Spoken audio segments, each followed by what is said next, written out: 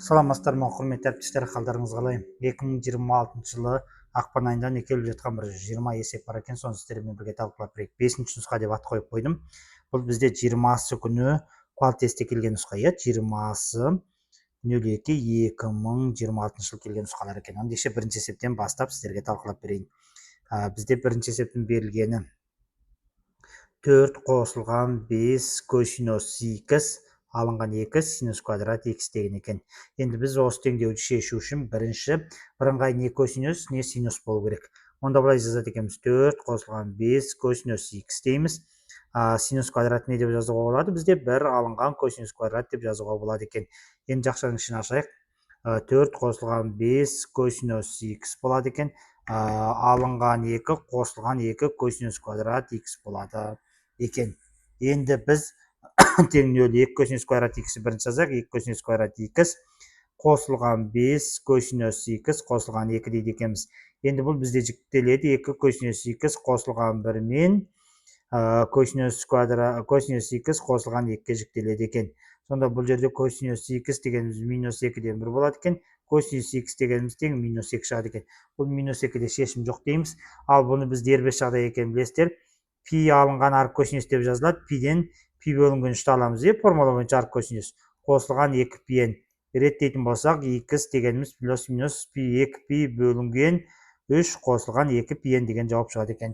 Бұл бізде міне бірінші есебімізді талқылап жіберді. Келесі екінші есеп көтейік. Екінші есебімізде қандай берілген екен? Жылдамдық бойынша берілген. Жылдамдығы тең 6t куб қосылған 2t. Бұл кейбір деректерде 6t квадрат деп жүр. Кейбір деректерде бізде мынандай немен жүр екен. Екеуінде қайсы екен, тесті қайсы келді біз білмейміз. 6t квадрат қосылған 2t деп жүр. Екеуінде 2 бөлек. Екеуінде есептеп берейін. Жылдамдық осыға тең 1 мен t 3 секунд аралығындағы жолын тап дейді. Екеуінде де бірдей. Сонымен 1 t қайсы нақтылы келгені белгісіз. Сол себепті екеуінде шығарып көрсете салайын. Екі мәліметтерде екі түрлі жүр. Енді бастайық. Бұл жерден интеграл табасыздар. 6t-ның 4 дәрежесі. Жол табу үшін не? Бізде мынандай теоремамыз бар, жылдамдық берілді. Жол дегеніміз интеграл жылдамдық dt деген бар, dx десек те болады. Енді осы бойынша табамыз. Жылдамдық бұл жерде уақыт бойынша 6t куб қосылған 2t екен. dt деп аламыз. Бұл жерде 3 пен 1 бізге мәлімет берді. 3 пен 1 деп аламыз. Енді интеграл табатын болсақ, 6t-ның 4 дәрежесі бөлінген 4 қосылған t квадрат екен. Мәнін қоямыз 3 пен 1. 3-ті қоятын болсақ, бұл екеуі қысқарады енді. Екеуі қысқарады. 3 қалады. Бұл жерде бөлімде 2 қалады. Бірінші 3-ті қойған есептейік. 3-тің 4 81. 81-ді 3-ке көйтетін болсақ 243. Қосылған 3-тің квадраты 9 шығады екен. Бірінші қойған мәніміз. 1-ді қоятын болсақ, бұл жерден 2-ден 3 шығады екен. 6 мен 2 қысқарып кетеді. 1-ді қойсақ қосылған 1 екен. Есептесек, бұл жерден 243-тен 3 алынады. Жақшаны шыққан кезде алынса 240-ті 2 бөлсек 120. Жаза береді. 120 қосылған 8 тең 128 деген жауап болады екен. Екіншісінде тура солай. Бірақ жолын қарау керек. Сол үшін бұл жерде 6t квадрат қосылған 2t dt деп аламыз. Мәні 3-тен 1. Сонда бұл жерден де шығаруға болады екен. Бұл жерден t куб бөлінген 2 t куб шығады екен. Қосылған t квадрат болады екен. Бұл жерге де қоямыз 3 пен 1. 3-ті көбейтсек 3-тің кубы 27, 54 болады екен. 3-тің квадраты қосылған 9 екен. 54-ке 9-ды қосамыз, аламыз. 1-ді қойғанда 2 қосылған 1 болады екен. 59 63, 3 тасақ 60 деген жауап екен. Қайсысы нақтылы келді белгісіз. Екінші есеп. Енді үшінші есеп көтейік. Бізде үшінші есепте не берілді екен қарайтын боламыз. Үшінші есепте біз үшінші есеп екінші есеп жоқ екен. Бастапқы бізде екінші есеп емес, бұл үшінші есеп, екінші есеп жазылмаған екен. Бұл үшінші есебіміз екен. Енді үшінші есептен кейін бізге берілгені бойынша ғана әріптестерім жіберген бойынша талқылап жатырмын. Енді төртінші есеп көтетін боламыз. Төртінші есеп келтір формуласы екен. Котангеніз 3π бөлінген 2 қосылған альфа, котангеніз π алынған альфа. Келтір формуласы кестесі де бар ғой. Соған қарайсыздар. Котангеніз π бөлінген 2 қосылған альфа, тангеніз альфа алынған 2π екен. Енді реттеу жұмыстарын жүргізейік. Котангеніз 3π бөлінген 2 қосылған альфа деп бірінші жайын жазып қойып, котангеніз π алынған альфа дейік. мына жерден біз минус таңбаны жүктейік. Алдына минус жүктейтін болсақ, оң болып кетеді. 2 пи алынған альфа орнына қосады мына жерде. Сонда жазайық, q тангенс пи бөлінген 2 қосылған альфа болады екен. Бұл тангенс 2 пи алынған альфа болады екен. Енді мынаған қарасақ, бұл нешінші ширек болады? 4-ші ширек. 4-ші ширекте q тангенс қандай? 4-ші ширекте q тангенс мынау 3 пи бөлінген 4-ші ширекте теріс. Енді есептей берейік. 3 пи бөлінген 2-де өзгереді тангенске. Минус тангенс альфа болады екен. Көбейту дейміз. Бұл жер q тангенс пи алынған альфа деген 2-ші ширек. 2-ші ширекте теріс. Ода минус болады. Ол өзгермейді. q тангенс альфа болады екен. Қосылған. Бұл жерде q тангенс пи бөлінген 2 қосылған альфа деген 2-ші ширек. Ол минус тангенс альфа болады екен. Пи бөлінген 2-де өзгереді. Мына жерде де бізде минус 2 пи алынған альфа 4-ші ширек. Тангенс минус тангенс альфа болады екен. Минус тангенс альфа болады екен. Бұл жерде 2 минус жойылады. 2 минус жойылады. Тангенс пен q тангенстің көбейтіндісі 1 болады. Қосылған дейміз. Бұл жер тангенс пен тангенс минус жойылады. Тангенс квадрат альфа болады екен.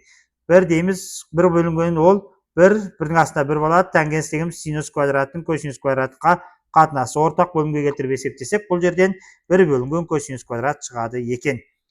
Онда келесі көтейік.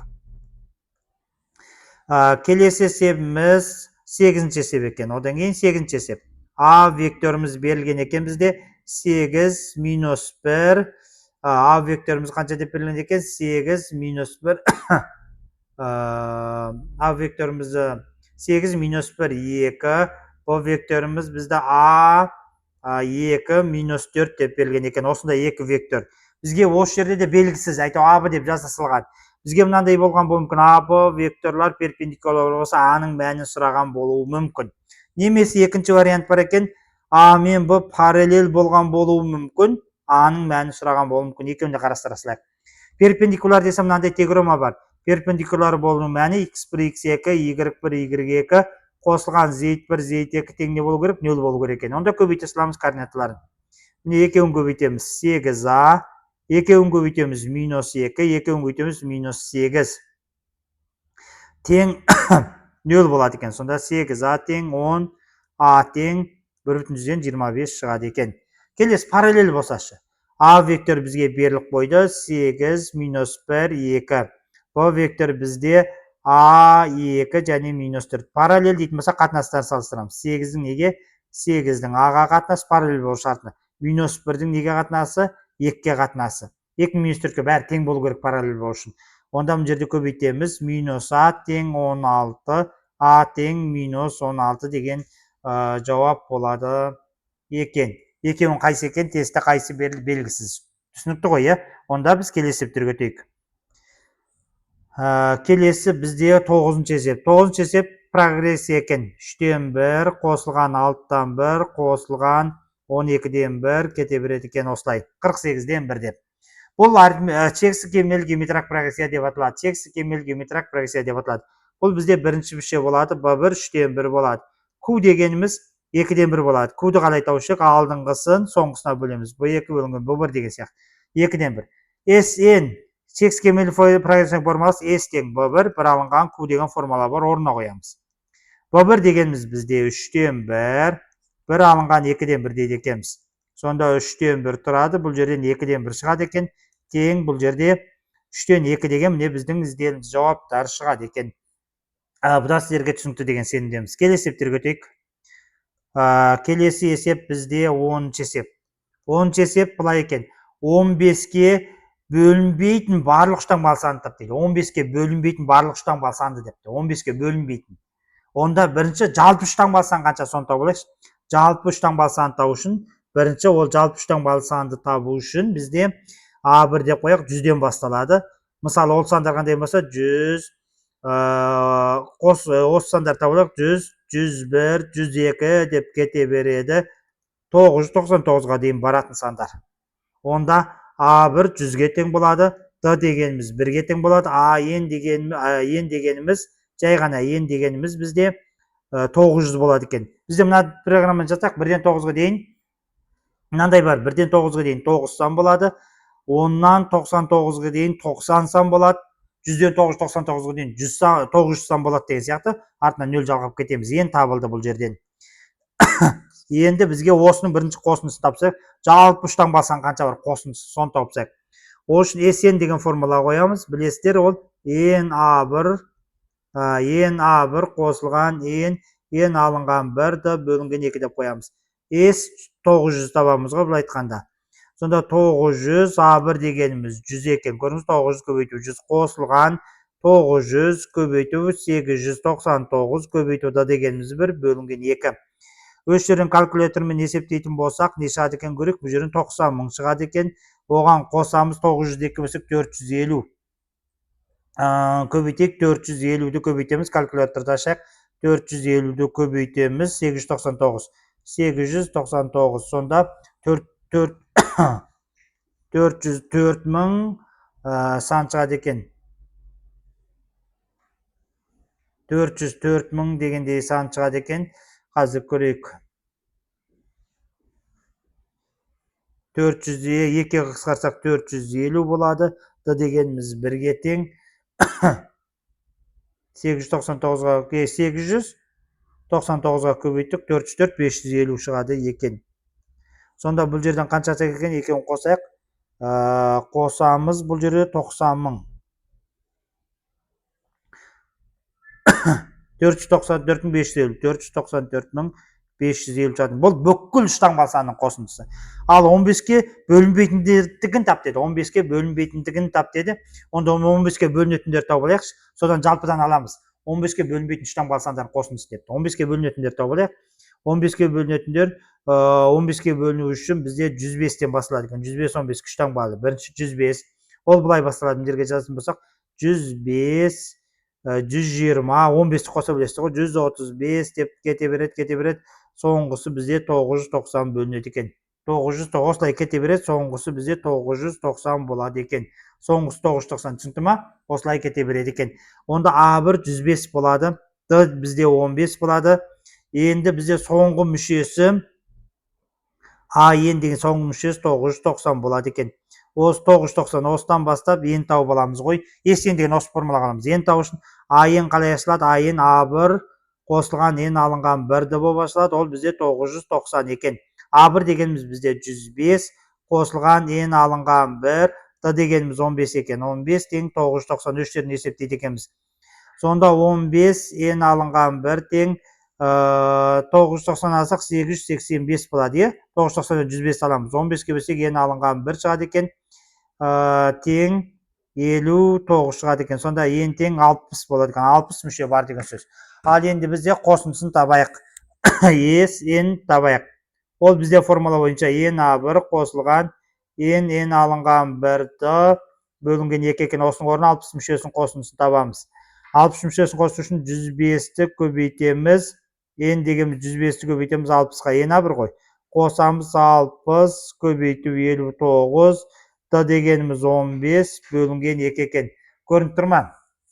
Онда өз жерін 60-ты тауып берейік. 60 тауып үшін 105 пен n-ні көбейтеміз. 60 тауып үшін 105 пен көбейсек 6300 шығады. Міне жерін көбейсек 6300. Өткен 5 6 30 болады ғой, 6300. Ал бұл жерде көбейтетін болсам 26000 2 қысқарады 30.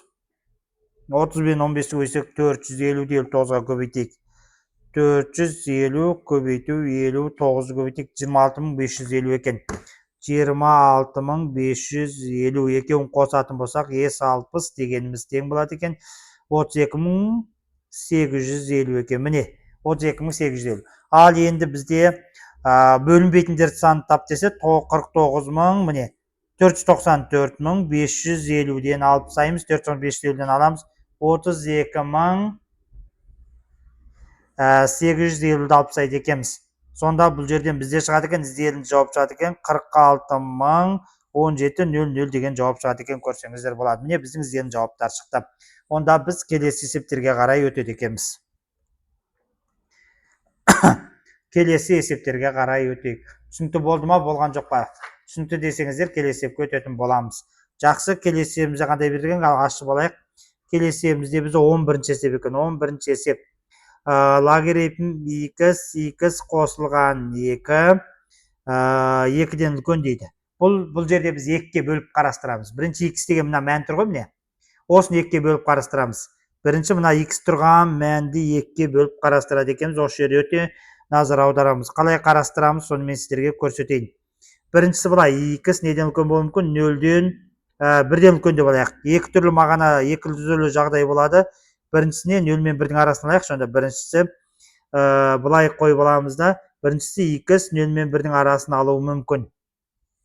Екінші жағдайын жүргізейік, x 1-ден үлкенді алуы мүмкін. Екі түрлі жағдай болады бұл жерде x.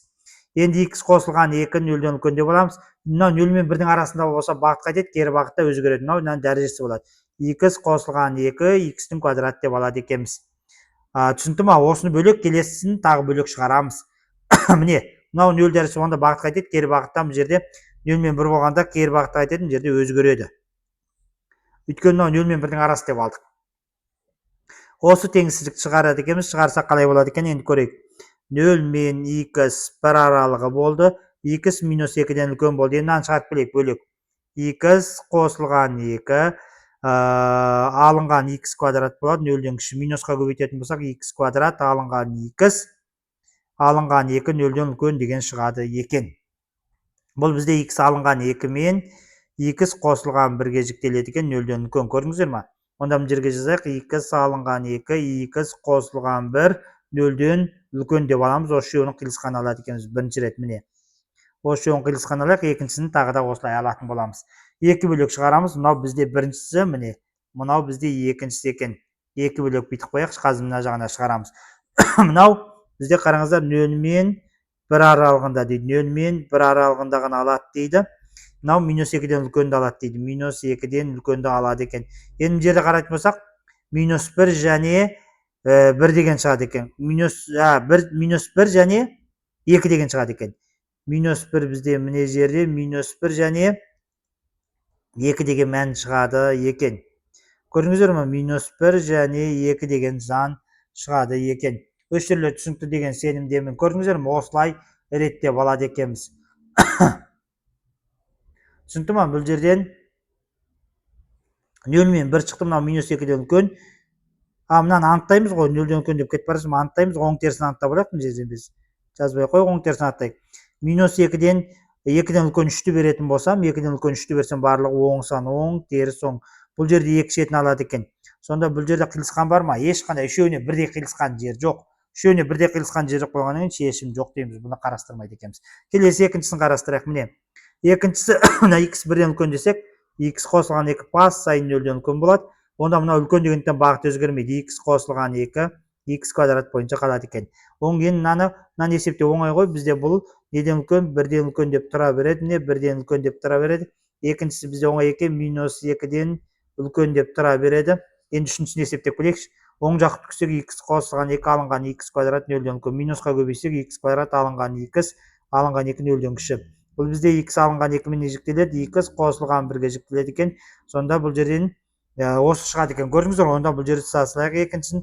Бұл жерде минус 1 және 2 деген жауап шығады екен. 2-ден үлкен 3-ті беретін болсам, мына жақ барлығы оң, теріс оң, 0-ден кіші теріс алады екенбіз. Үшеуіне қиылысқан жер тек қана 1 мен 2. Бұдан жауап шықты 1 мен 2. Енді бізде осы екеуінің несі еді? Бірігуі. Осы екеуінің бірігуі. Бірігу болатын болса, мынада жоқ қой ештеңе. Онда бірігу жауап 1 мен 2 деген жауапты ғана қабылдайды екенбіз. Түсінікті ма? Онда біз келесі есептерге өтетін боламыз. Келесі есеп бізде бұл есеп кетті. 12-ші есеп. 12-ші есеп былай екен. Y тең 9x-тің 5 дәрежесі y-нің 7x дәрежесі дейді. Туындысының орнына 1-ді қой дейді. Туындысы депті. Туындысының орнына x0 1-ді қойғанда не шығады дейді. Онда бастайық. Туындысы бұл көбейту туындысы. 9x-тің 5 дәрежесінің туындысы, y-нің 7x дәрежесі қосылған 9x-тің 5 дәрежесі, y-нің 7x дәрежесінің туындысы болады екен. Онда туындысынан бұл жерден 5 9 45 x-ның 4 дәрежесі шығады, біріншіден туынды. y-нің 7x дәрежесі жазылады, қосылған 9x-ның 5 дәрежесі жазылады. Мына жерден 7 алдына түседі, 7 y-нің 7x болады екен. Туынды алу үшін дәрежеден туынды алысты өзін жазасыз. Реттейтін болсақ, бұл жерден 45 x-ның 4 дәрежесі y-нің 7x, бұл жерде қосылған 7 9 63 x-ның 5 дәрежесі y-нің 7x екен. Әкеп x-ның мәнін осы жердегі орындарына қоямыз. X-ның мәнін қойсақ, 1-ді қойсақ 45 қана қалады екен, 45 y-нің 7 дәрежесі болады. X-ның орнына 1-ның 4 дәрежесі 1, бұл жерде қалады. Бұл жерде 63, x'ің орнына 1-ді берсем, 1 керегі жоқ. Қалады екен. Екеуін қосам, 108 енің 7 дәрежесі деген жауап шығады екен. Енді түсінікті болды ма? Онда келесі көтейік. Енді түсінікті деген сенімдеміз. Келесі 14-ші есеп. 13-ші есеп. Келесі 13 көтейік. 13-ші есеп бізге не берілген екен? Қане көрейік. 13. Y тең x квадрат алынған 6x қосылған 8. X минус 3-тен үлкен болса, кері функциясы тапты. Онда былай істейміз. Y тең x квадрат алынған 6x қосылған 9 алынған 1 дейміз. 8 шығыш. Мынау бізде қысқаша көйту формуласы. X алынған 3-тің квадраты алынған 1. 1-ді мына жаққа өткіземіз. Сонда x алынған 3-тің квадраты тең y қосылған 1 болады екен. X алынған 3 дегеніміз бұл түбірасында y қосылған 1 болады екен. X дегеніміз түбірасында y қосылған 1 қосылған 3 болады екен. Сонда y пен x-ің орнына ауыстырсақ, x қосылған 1 қосылған 3 деген жауап қабылдайды екенсіздер. Енді түсінікті болды ғой. Мынау минус 3-тен үлкен деген сөз пассай мына оң сан алады деген сөз ғой. Мынау теріс болғанда басқаша болып кететін еді. Мынау минус 3-тен үлкенді алады деп тұр. Түсінікті? Мына жерде оң теріспен шығу керек болған негізі. Мынау минус 3-тен үлкенді алады деген сөз минус 2-ні алса да, бұл жерде бір мынаның ішінде мынау бізде теріс сан деген сөз екен ғой. Қараңыздар, мынаны түбірге алатын болсам, мынау міндетті түрде неге алыну керек болады? Қараңыздар, мынау түбірге алдық. Сонда мынау қандай сан деген сөз? Теріс сан деген сөз. Мынау модельдің іші теріс сан. Алдына онда мынау минуспен жазу керек. Біз мынаны қарамаппыз ғой. Минус 3-тен үлкенді алады деп тұр. Сонда оң теріс екеуімен шығу керек екен. Енді жауаптан тақарайсыздар. Минус 3-тен үлкенді алатын болсақ, минус 2-ні алдық. Мынада өзі, мына осы есепте де кезінде тестке барғанда бір рет қарайсыздар, қателік бар ма, жоқ па? Осы есепте бір рет тестке барғанда қарайсыздар. Тағыры қосылған болуы да мүмкін. Менің ойымда бұл есепте мүмкін осы жерде қосылған деген болуы мүмкін, бек мүмкін. Мен енді қосылғанмен шығарып кете берейінші. Оны кейін сабақтарда түсіндіретін боламыз. Минус 3-тен үлкен дегенде мынау оң сан болады. Жерде қосылған деп кете берейік. Мүмкін тесті қалай екенмен тошынасын алу болса басқа болып кетеді. Онда екінші түрлі жағдайға кетеді. Осылай шығарып берік. Сонда бұл жерде не? Жолын білсеңіздер болды. Бастысы минус 3 дегенді алайық. Бірақ кейбір әріптестер әртүрлі талқылауда қарап жатамыз. Бұл есепке берілгені қайсысы? Міне қолмен жазғаннан бір нәрсесі қате болуы мүмкін. Осылай қабылдайық. Келесі деп көтейік. Келесі есеп 14-ші есеп. Y тең x көп алынған 4x бөлімінде 3x квадрат қосылған 4 екен. Енді бізге мынандай берілген екен. Туындысының орнына 1-ді қояйық дейді. Онда туындысын табайық. Бұл бөлу туындысы болады. X көп алынған 4x-ің туындысы 3x квадрат қосылған 4 болады екен. Алынған болады. Біріншінің өзі жазылады 4x. Екіншінің туындысы 3x квадрат қосылған 4-тің туындысы болады екен. Бөлімінде 3x квадрат қосылған 4-тің квадрат деп аталады екен. Енді бастайық. Бұл жерден туындысын алатын болсақ, жақшаның ішінен туындатын болсақ, 3x квадрат алынған 4 болады екен бұл жерден. Міне ішінен туындадық. 3x квадрат алынған 4 болады екен. Бұл жерде алынған, бұл бірінші өзі жазылады. X көп алынған 4x.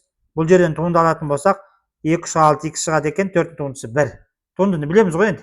3x квадрат қосылған 4-тің квадраты екен.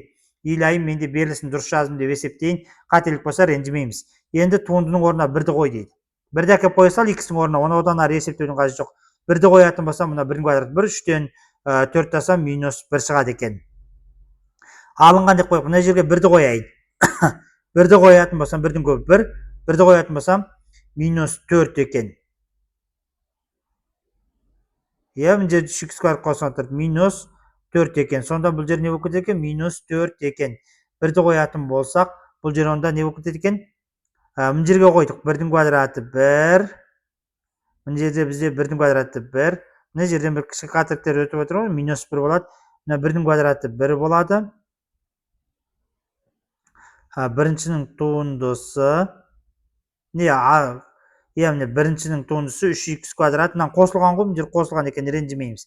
Міне біріншінің туындысы екінші жазғанда асты қосылған екен ғой, қосылған. Сонда мына жерде 7 болады екен. 7 болады екен. Мына жер қосылған 7. Мына жерге орнына қойсақ 1-дің көбі 1, 1-ден 4 тасақ минус 3 қосылған 3 болып кетеді екен. X-ің орнына 1 қойсақ 6. Бөлімде 1-ді қойсақ 1, 1 кіші көйсі 3, 4, 7-нің квадраты 49. Есептеп аласыздар енді 18, 11 бөлінген 49 деген жауап шығады екен. Енді түсінікті болды ма? Онда біз келесі есептерге қарай өтейік. Келесі бізде нешінші есепке кеттік? 14 кетіп қалды.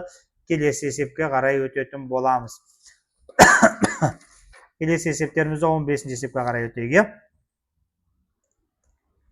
Міне телефоннан берілсін, сіздер жіберген бойынша талқылап жатырмын, иә, міне. Сіздер жіберген бойынша, ақпарақ сіздер жіберген бойынша. Қайсысына кеттік? 15-ке кеттік, 15-ші есеп. Епат x тең x лн x қосылған 1 екен. Лн x қосылған 1, x тұромын тап дейді. X тұрым деген туындысын тауып бар табамыз. X тұрым тау үшін туындысын табамыз. Туындысын табатын болсақ, онда ше тауып керек. Туындысын табатын болсақ, бөлу туындысы болады. X-тің туындысы, біріншінің туындысы лн x өз жазылады. Алынған лн x-тің туындысы болады. Бірінші өз жазылады. Лн x-тің квадраты болады екен. Бірінің туындысы 1. Мына бөлу туындысы, біріншінің туындысы 2 жазылады, екіншінің туындысы 1 өз жазылады деген сияқты есеп екен. Енді ар жағын жалғастыра берейік. X-тің туындысы 1 болады, лн x қалады екен. Мына жерде лн x-тің туындысын білесіздер, 1 бөлінген x болады, лн x-тікі. Көбейтеміз x, лн x-тің квадраты екен. Енді екеуі қысқарады. Туындысы. Бұл жерде анықтаулысында бір рет айтып кетейікші, анықтаулысы x неден үлкен, 0-ден үлкен болу керек. Бұл жерде 0-ден үлкен болуы шарт. Әйтпесе бұл жерде орындалмайды. Және 0-ден үлкен болуы шарт бөлімде. X 0-ден. Сосын тағы лн x неге тең болмау керек? Лн x бізге 0-ге тең болмау керек, x не 1-ге тең болмау керек екен. Жақсы, ар жағын анықтаулыстарын қарастырып қойдық. Енді бастай берейік. Алымда лн x қосылған 1 болып қалды, алынған 1 болып қалды. Бөлімінде лн квадрат x екен. Енді 0-ге теңейтін болсақ, алымын ғана 0-ге теңей аламыз. Алынған 1 тең бөлін 0-ге теңей алмаймыз, білесіздер. 0-ге тең, онда лн x тең 1, x тең e деп шығады екен. Онда x түрім нүктесі e болады деген сөз. Енді келесін тауып қойсын, осы e-ні әкеп берілген функцияның орнына қоясыздар. e-не кәсек лн неге тең? Лн бөлімінде 1-ге тең болады да, үстінде e қосылған 1 қалады екен. e қосылған 1 деген x түрім нүктелерін таптық. Келесі көтейік. 16-шы есеп. 16-шы есепке келдік, құрметті әріптестер. 16-шы есебімізді бастайық. Түбірасында y қосылған 4 дәрежелі y алынған 2 тең 0 дейді. Енді былай істейік. 4 дәрежелі y-ті біз т-ға теңейік. Сонда ол не болады екен? Т квадрат қосылған т, міне. Мына квадратты ғой, алынған 2 тең 0 болады екен. Ол бізде т қосылған 2 мен т алынған 1-ге жіктеледі екен. Қосылған 1 алынған 1 бір қарайықшы. Мына жерде алу екен ғой, мен берілсін қате жазып отырмын, міне. Алынған екен. Жіктеуім қате болып кетті, онда алынған. Мына жерде алынған болса, мына жері алу, мына жері қосу болып кетеді. Түсінікті ма? Сонда т тең 2 шығады екен, т тең минус 1 шығады екен. Түсінікті ғой деймін, т тең 2, т тең 1 деген шығады екен. Енді мынандай жерге әкеп қойсақ, минус 1-ді қоя алмаймыз, терістен. 4 тең 2 болады екен. Енді 2 жағын 4 дәрежеге көтерсек, 2-ның 4 дәрежесі 16. 16 деген зел жауапты қабылдайды екенбіз. Онда біз келесіп көтейік. 17-ші есеп. 17-ші есепке қарайық. Түбірасында 2x алынған 1,5. Түбірасында 3 алынған x екен. Бірінші анықтаулысынан бастайсыздар. Міне оңайырақ. Анықтаулысынан бастайықшы былай. 2x алынған 1,5 0-ден үлкен деп аласыздар. 3 алынған x-тен 0-ге теңесі 0-ден үлкен деп аламыз екеуінде. Үшінші жағда 2 жағын квадраттаймыз. 2x алынған 1,5, 3 алынған x екен. Енді бір рет жазып алайық. Бұл жерде x 0,75-тен үлкен деген шығады екен. 1,5-ды өткіземіз, бөлеміз. Бұл жерде x 3-тен кіші деген шығады екен. Бұл жаққа өтеді минус 3, минусқа көбейтеміз. Бұл жерде есептесек 3x, мына жақ 4,5, 1,5 болады екен. x 1,5-нан үлкен деген осылай шығады екен. Енді осылай жасасақ 0,75-тен үлкен, мен тездетіп жібердім ғой деймін. Әдетте нұсқаларды ақырын талқылайтынмын. Мен бүгін кішкене уақытым болмай жатыр, құрметті әріптестер. Оны субата ғой. Тездетіп талқылап жүрейік осылай. 3-тен үлкен. Мынау келесі 1,5-нан үлкен деп тұр. 1,5-нан үлкен екен. Сонда үшеуінің қиылысқан жері 1,5-нан бастаймыз. 3-ке дейін тік жақша болады екен. Енді түсінікті болды ма? Енді келесі көтейік. Келесі есебіміз 18 есеп дейді. Мен 18 есепте 2-3 түрлі жерде 2-3 беріліспен жүр екен, сол үшін 18 талдамайын. 2-3 берілісі әртүрлі екен. Берілісі әртүрлі, есепте әртүрлі. Мына қағаз жазғанда бір түрлі, тағы бір әріптесіміз жіберді, тағы бір түрлі екен. Күмәнді есеп талқыламай қояйық, 20 есепке кете беретін боламын. 20 есеп. Кейбір әріптестер жауабын жаттайды, ағай сол жауап емес екен деген нәрселер қалыптасып қалады. X алынған 1, X қосылған 3, бұл жерде неден? 1-ден үлкен деген талдайды екенбіз. Бағана тура осыған есеп, ұқсайтын есеп көрдік қой деймін, иә? Тура осыған ұқсайтын есептер көрдік. Осыған ұқсайтын есептер көрдік, құрметті әріптестер. Ендеше бастайық.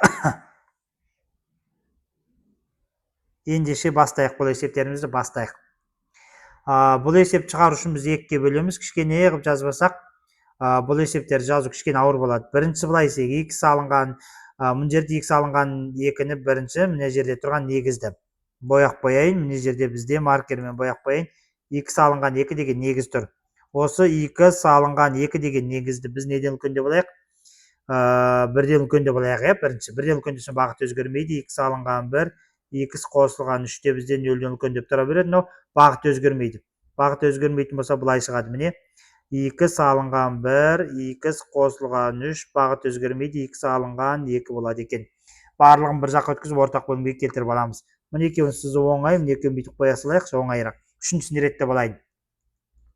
X алынған 1, X қосылған 3, бұл жерде алынған X бөлінген 1, алынған 2 бөлінген X 1 болады екен. Оң жақ өткізіп қосылған, бір жағын өткізіп алдық, ортақ бөлімге келтіреміз. X қосылған 3 деген ортақ бөлім, X алынған 1 болады екен. X алынған 1. Бұл жерге X қосылған 3-ті берейін. Сонда алынған X квадрат, алынған 3X болады екен. Бұл жерге X қосылған 3-ті беретін болсам, 2X қосылған 6 0-ден үлкен деген шығады екен. Енді түсінікті ма? Бұл жерде 0-ден үлкен екен. Мына жерде бізде 2X-ке X қосақ 3X, мына 3X-пен қысқарып кетеді екен.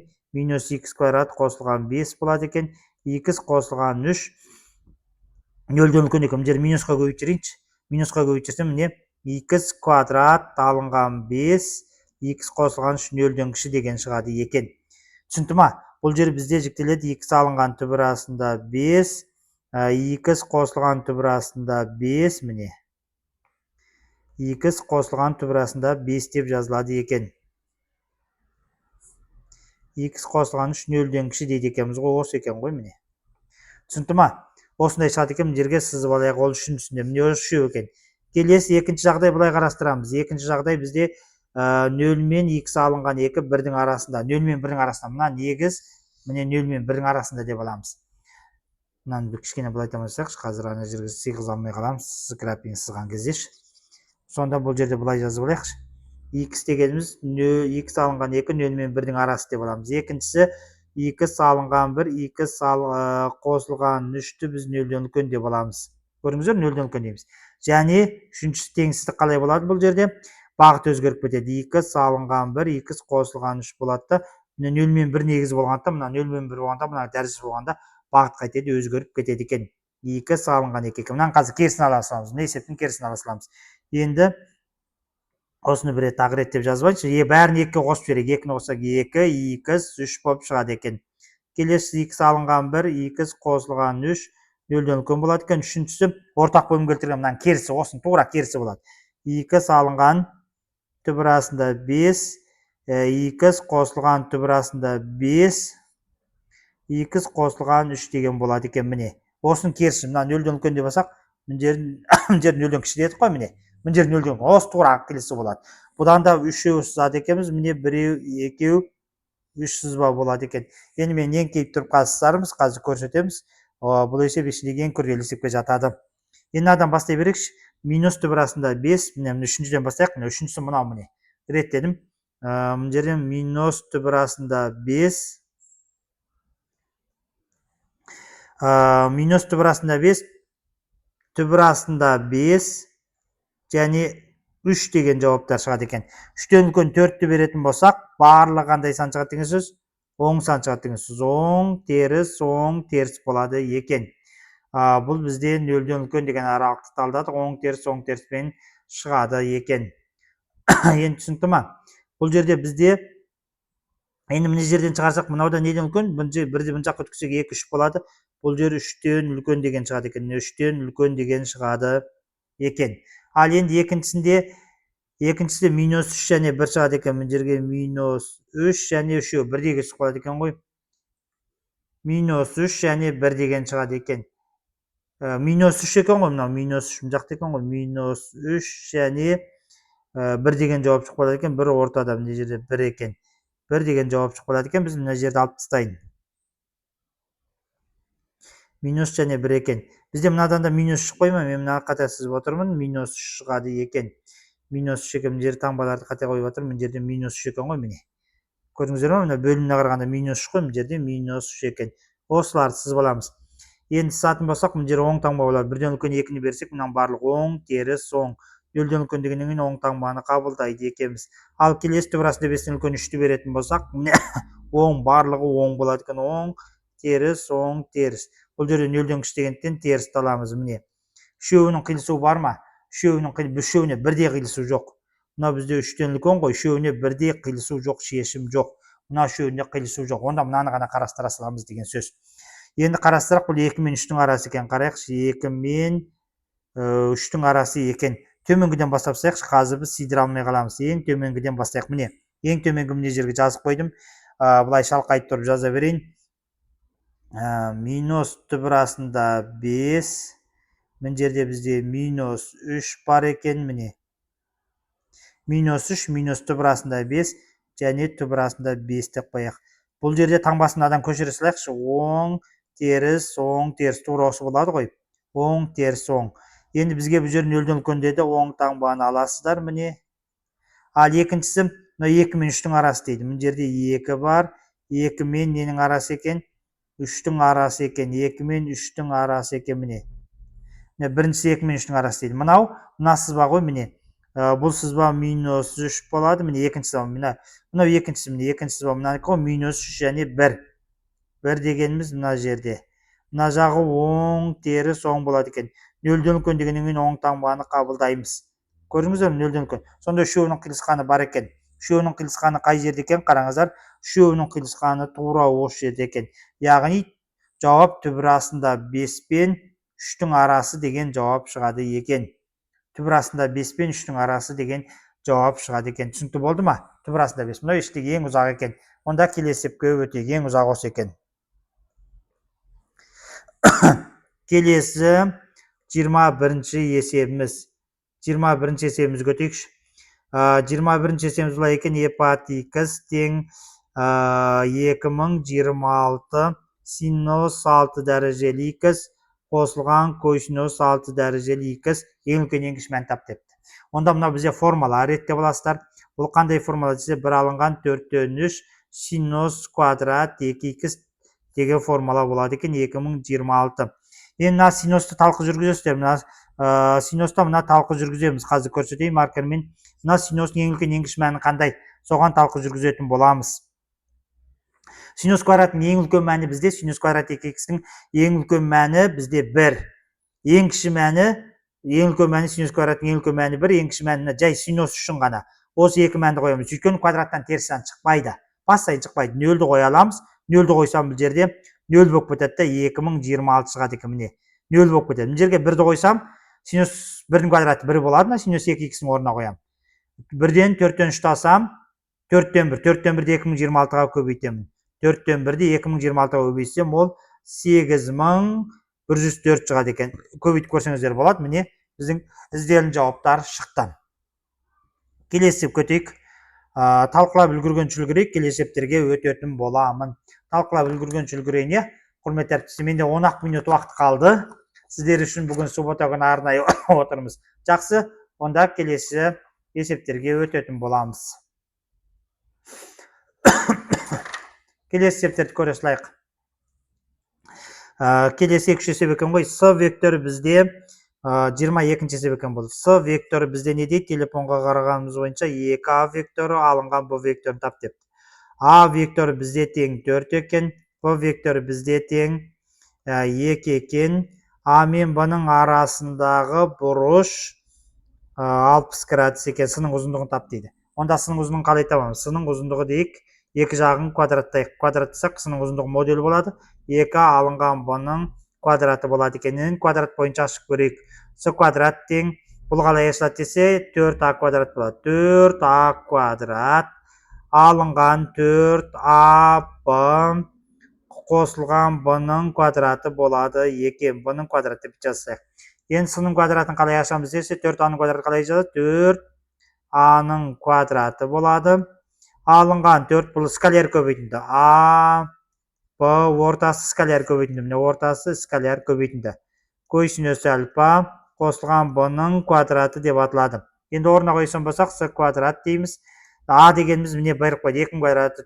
А деген 4. 4-нің квадраты 16, 64 болады екен. Алынған 4 көбейту 2. Көшінесі 60 қарасың ба 2-ден 1 екен. Бұның квадраты 2-нің квадраты 4 болады екен. Енді түсінікті ма? Бұл жерде 4 бола ма? Қандай көресілайық? 4а 4-ке 4 көбейсек 16, міне 9 қарады ғой, қазір есептеу.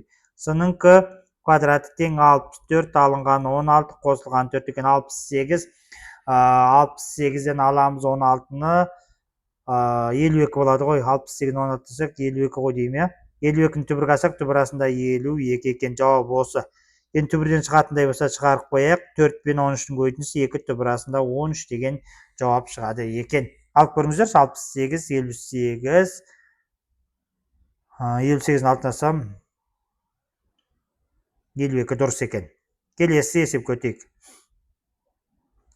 Келесі есеп біреу екен ғой, келесі есепті көресілайық. 5-тің x дәрежесі тең, бұл 26-шы есеп екен.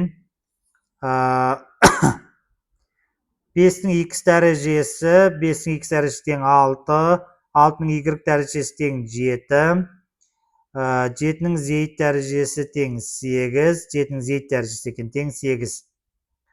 8-тінің дәрежесі тең 625 екен. Бізге табыңыз дейді, қызықты қараңыздар. Бізге көкпен жасайын, астына бізге табыңыз дейді. Мына өзі күшті есеп екен. Құрастырған адам өте керемет құрастырыпты. X, Y, Z, T деген есеп екен ғой. Осын тап дейді, осын тап дейді. Онда біз мынаны реттейік. Логарифм бойынша X тең, логарифм 5-тен 6 деп жазыламыз. 5 негіз болады ғой. Бұл жерде логарифм 6-тан 7 деп жазыламыз. Z түрлендірсек, логарифм 7-тен 8 деп жазыламыз. T-ны түрлендірсек, тең логарифм 8-ден 625 болады екен.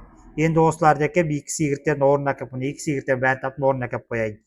Орнына әкеп қойсақ бұлай екен, 4 дәрежелі X дегеніміз бізде логарифм 5 негіздегі 6, көбейту 6 негіздегі 7, көбейту 7 негіздегі 8, көбейту логарифм 8 негіздегі 625 екен. Мына енді бұлай мынандай қызық нәрсе бар. Тесте көп қолданыңыздар. 5 тұра береді. 5 деп 6 мен 6 ұқсас, бірасы мен бірісі қысқарады. Қысқарту бірақ ғылымда ондай нәрсе жоқ. Біз қысқартып оңайластыра берейік. 7 мен 7, 8 мен 8-ді кетірейік. Сонда бұл жерде не шығады екен? 4, 5 қалады екен астында міне. Бұл жерде 625 қалады екен. 625 деген не? 5-тің 4 дәрежесі. 4 алдына түседі. 5-тің 4 дәрежесі алдына 4. Бұл жерде 4 деген 2-ның 2 дәрежесі. Сонда түбірасында 2 деген жауап шығады екен. Жауап дегеніміз түбірасында 2. Сіздерге шыққан есептің бәрін талқылап бердім. Және де сіздерге сәттілік тілеймін. Санның өзгерген түрі болса ренжімейміз, шығару жолымен қараймыз. Барлықтарыңызға сәттілік.